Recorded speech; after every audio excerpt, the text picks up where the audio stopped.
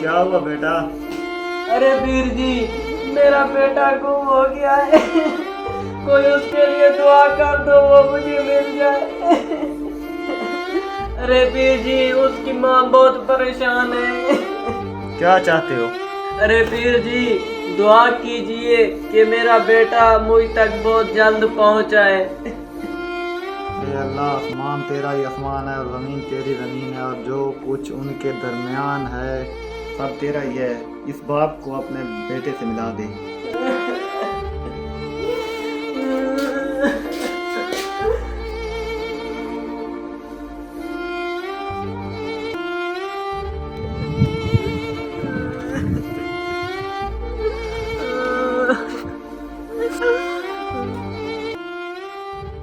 बेटा,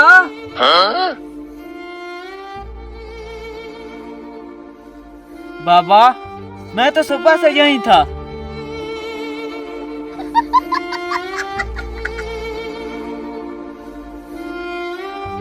अरे तुम यहाँ क्या कर रहे थे? मैं तुमको सुबह से ढूंढ रहा हूँ। अरे बाबा, मैं तो बस खेलते खेलते इस खूबसूरत दरख्त के पास आ गया। मुझे लगता है उस पीर की दुआ की वजह से मैं यहाँ पहुँचाया। मैं वापस जाकर उसका शुक्रिया अदा करूँगा। अच्छा, मैं तो तुम्हें सुबह से ढूंढ रहा था, और मैं तो पीर जी के पास भी चला गया था कि मेरा बेटा गुम हो गया है। उसने दुआ की है, शायद उसी का असर पड़ा है और मैं यहाँ तक आ गया, वरना मैं तो यहाँ नहीं आ रहा था। सुबह भी मुझे एक आदमी ने कहा था कि उस जगह पर जाओ, लेकिन मैं तो यहाँ नहीं आ रहा था। ये तो शायद उस पीर की दुआ की वजह से यहाँ मैं पहुँचा हूँ। वैसे मुझे उसका शुक्रिया अदा करना चाहिए। तुम अब चलो मेरे साथ, हम उसी के पास जाते हैं।